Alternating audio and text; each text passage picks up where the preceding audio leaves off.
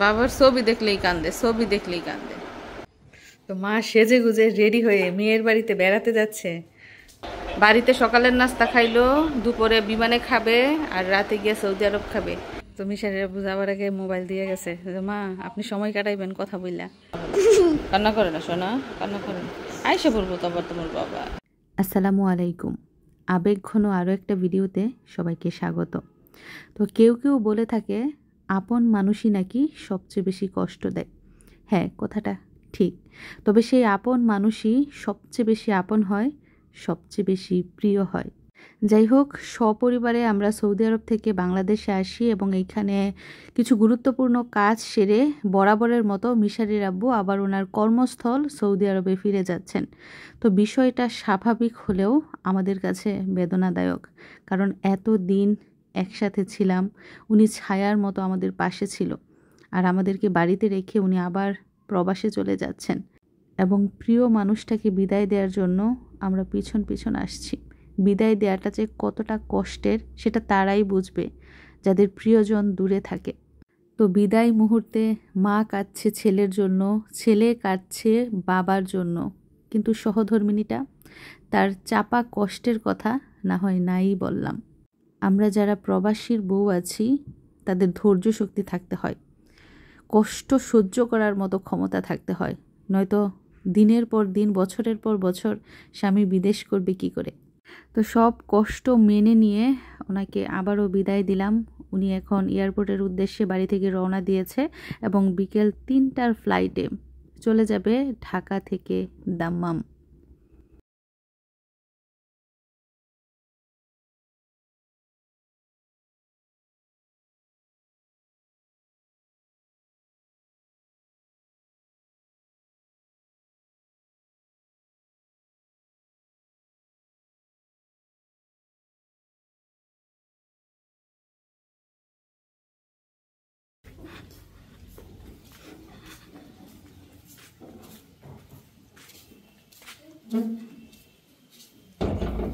কে তোমাকে মজাই না দিব? কে বলবো বাবা কি খাইবা? কে বলবো?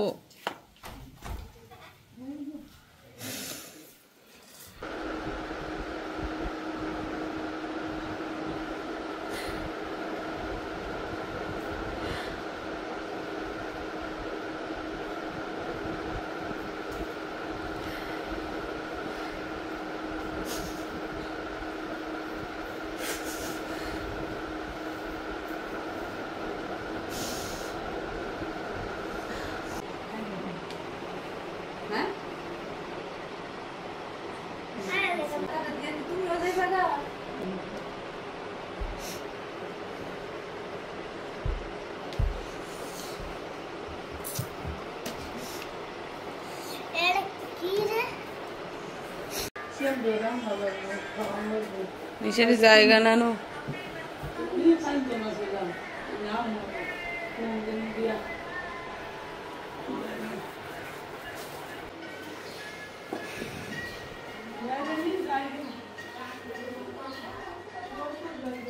তো একদিকে মিশারির আব্বু বিদেশ চলে গেল, অন্যদিকে আমার মাও বাড়িতে চলে যাচ্ছে, যার যার সংসারের ব্যস্ততা।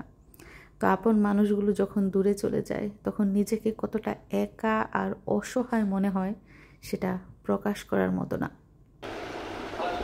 তোমার বাবা মোবাইলের ভিতরে ঢুকে গেছে। গো বাবা ঢুকে গেছে মোবাইলের ভিতরে, তোমাকে আর কোলে নিতে পারছে না, ধরতে পারছে না, পাপ্পি দিতে পারছে না।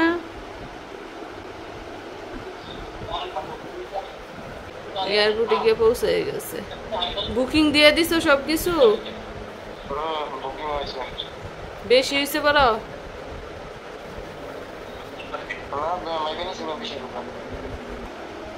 আজান দিতেছে জহুরের, আর মিশারির আব্বু এয়ারপোর্টে গিয়ে পৌঁছাই গেছে। কালকে এমন সময় বাড়িতে তোমার বাবা, আর আজকে এমন সময় কোথায়? সকালে বলতাছে বাড়িতে সকালের নাস্তা খাইলো, দুপুরে বিমানে খাবে, আর রাতে গিয়ে সৌদি আরব খাবে। একদিনে 3 জায়গায়। মানুষ কোথায় যায়?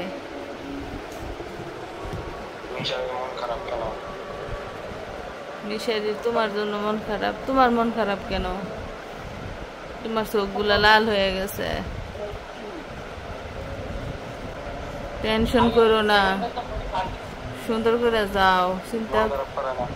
তুমিও চিন্তা করো না, আমরা ভালো আছি। তুমি ভালোই ভালোই যাও বাবা গো। মন খারাপ করো না বাবা। তোমার বাবা না আবার চলে আসবো তোমার কাছে।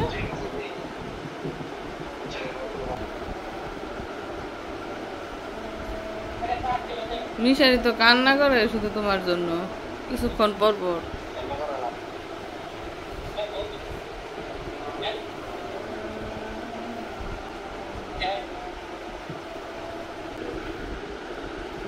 কথা বলো বাবার সাথে, ফোন কেটে দিব কিন্তু কথা না বললে।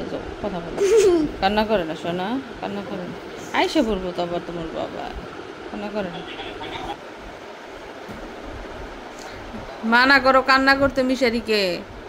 তুমি ওর জন্য খেলনা নিয়ে আসবা, সুন্দর সুন্দর খেলনা।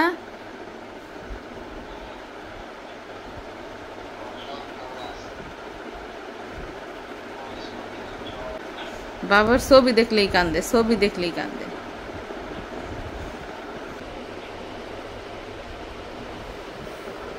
আমার ফলায় 2 দিন পর্যন্ত খালি এগুলোই করবো, খালি শোক করবো বাপের জন্য।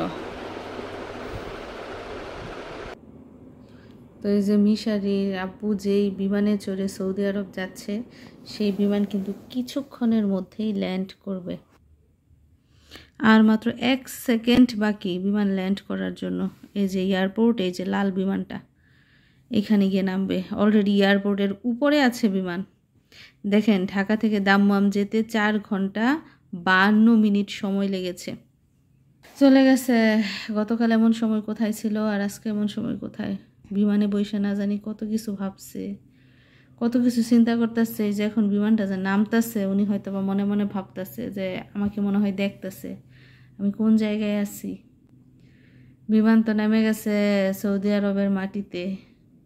তো আলহামদুলিল্লাহ সহি সালামতে বিমান ল্যান্ড করেছে। তো মিশারি 2 দিন ধরে ওর বাবার সাথে স্কুলে যায়, আবার ওর বাবাই গিয়ে নিয়ে আসে। আজকে যাইতে হইব দাদুর সাথে। সকাল 7টা বাজে মিশারির বাবাই ফোন দিয়ে সজাগ করে দিছে যে উঠছে নি মিশারি ঘুম থেকে, খাইছে নি, রেডি হয়েছে নি।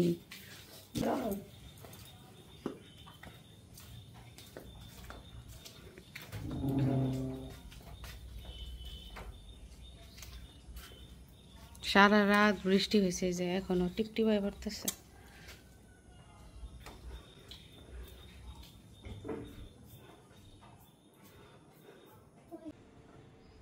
তো মা সেজে গুজে রেডি হয়ে মেয়ের বাড়িতে বেড়াতে যাচ্ছে। সময় এখন সকাল 10টা। সকালে যাচ্ছে, আবার বিকেলে চলে আসবে।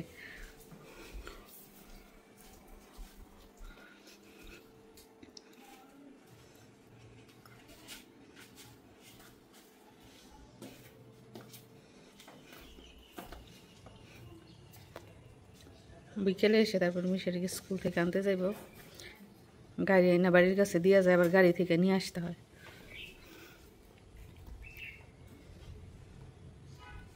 মার 4টা মেয়ে, সবার বাড়িতে বেড়াতে গেলে এমনিতেই কিন্তু সময় জায়গা, কিন্তু মা কোথাও বেড়ায় না।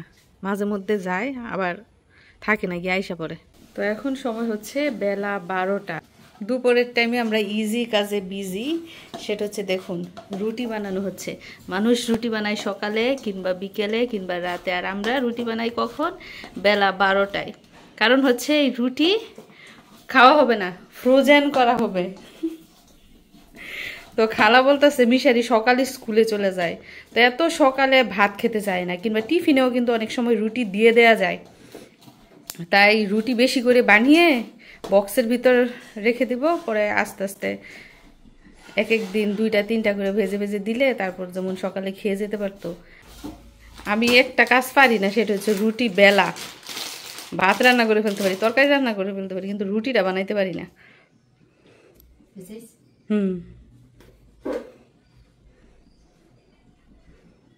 আর এদিক দিয়ে পুরো বাড়ি খালি, মিশারি গেছে স্কুলে, মিশারির দাদু গেছে আমার ননদের বাড়ি বেড়াতে, চলে আসবো আবার বিকেলে। কিন্তু এখন খালাকে নিয়ে আমি একা বাড়িতে আছি, খালাও চলে যাইতো সকালে, বলছি যে খালি বাড়ি থাইকে যান।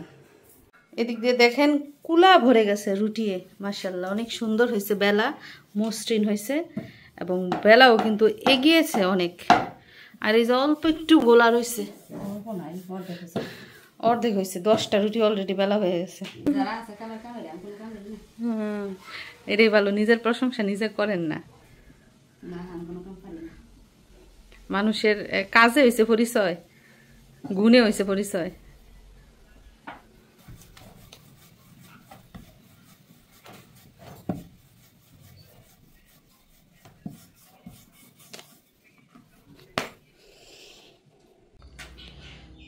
তো রুটি কিন্তু আমরা সম্পূর্ণ কাঁচা ফ্রোজেন করব না, এই যে দেখুন এপাশ এপিট উপিট শুধু হালকা একটু সেকা দিয়ে তারপর কিন্তু রুটিগুলো রাখা হচ্ছে, যাতে করে একটার সাথে আরেকটা না লাগে। শুধু এই জন্য খুব ভালো করেও কিন্তু সেকা হচ্ছে না, আবার একদম মানে কাঁচাও রাখা হচ্ছে না। তো সিদ্ধ আটার রুটি বলে কিন্তু এমনিতেই অর্ধেক হয়ে গেছে রুটি, এবং অনেকগুলো রুটি হয়েছে।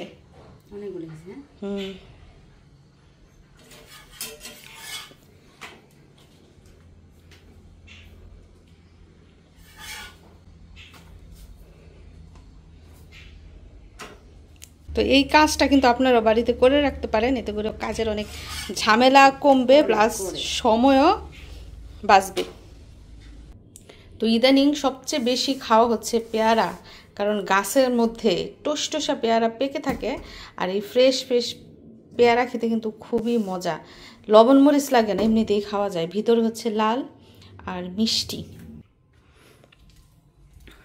অলরেডি মাছ ভিজিয়েছি, সকালেই মাছ ভিজিয়ে রেখেছি, এখন সবজি কাটবো। তো ভাবছি আজকে পুঁই শাক রান্না করব আর ইলিশ মাছ দিয়ে ঢেঁড়সের ঝোল রান্না করব। তো বের করে নিলাম ফ্রেশ ফ্রেশ সবজি।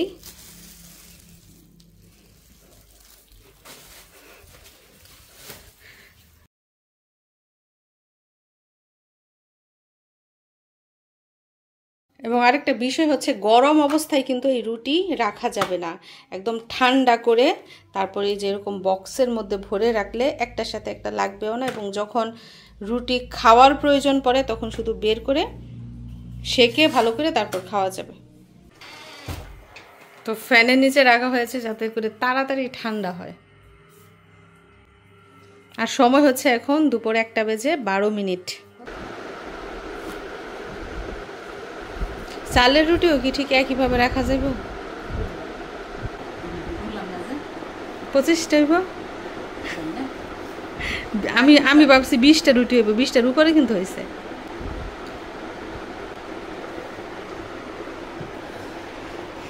যাই হোক, রুটি বানানোর ঝামেলা শেষ আগামী 1 সপ্তাহের জন্য।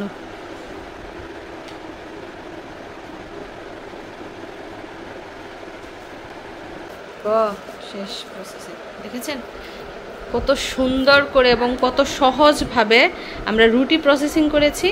তো এখন এই বক্সের ঢাকনা লাগিয়ে সরাসরি নর্মাল ফ্রিজে রেখে দিব। তো সময় এখন বিকেল 4টা, আমার মিশারি এখনো স্কুল থেকে আসে নাই, অপেক্ষা করতেছি কখন আসবে, রাস্তার দিকে তাকাই থাকতেছি। আমি এই যে এখন ড্রাইভারের ফোন দিছি, বলতেছে নামাই দিতেছে, খালায় অনেকক্ষণ ধরে গিয়ে রাস্তাতে দাঁড়াই রয়েছে। প্রতিদিন 3:30টায় নামায়, আজকে 4টা বেজে গেছে। সেই সকাল 7:30টায় যায় স্কুলে, আসে 4টায়। আমার ছেলেটা একদম আধা মরা হয়ে যায়। কি গো বাবা, মুখ চোখ শুকায়, কি হাত কাটলো কিভাবে? ক্লাসের সবাই দুষ্টামি করছে তোমার সাথে?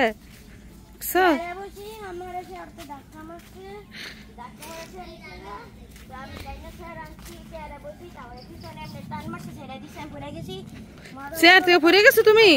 আল্লাহ, আমার ছেলে রয়েছে শান্তশিষ্ট, ক্লাসে দুষ্টামিও করে না, কারোর সাথে ঝগড়াও করে না। ওই বাকি যেই বাচ্চাগুলো আছে ওইগুলো ওরা, হ্যাঁ ক্লাসের মধ্যে যে একটু চুপচাপ থাকে ওকে কিন্তু সবাই জ্বালায়। তুমি টিচারের কাছে বিচার দিবা? তুমি মাফ করে দিছো? ক্ষমা করে দিছে। থাক বাবা গো, ওই যে দেখো গাছটা মারা যাইতেছে। তো এখন মিশারি গোসল করবে, খাওয়াবো ওকে।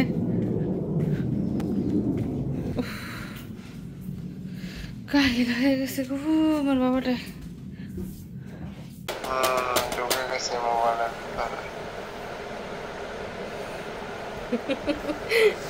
কেমন লাগতেছে চাকরি জীবন?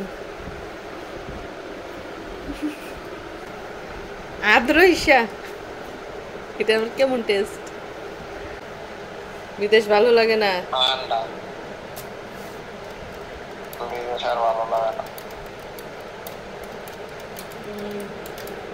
মিশারি আইসা পড়তো বাবা। এই মিশারি মানা করতেছে আসতে। মায়াই কান্না করছে।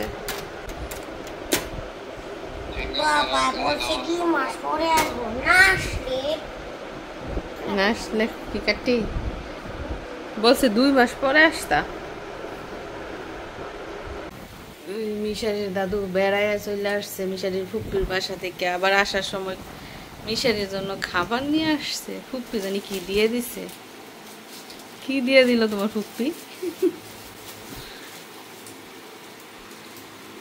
যাই হোক, মিশারি স্কুল থেকে এসেছে একটু আগে, এসে খাওয়া দাওয়া করে এখন ল্যাপটপ দেখছে।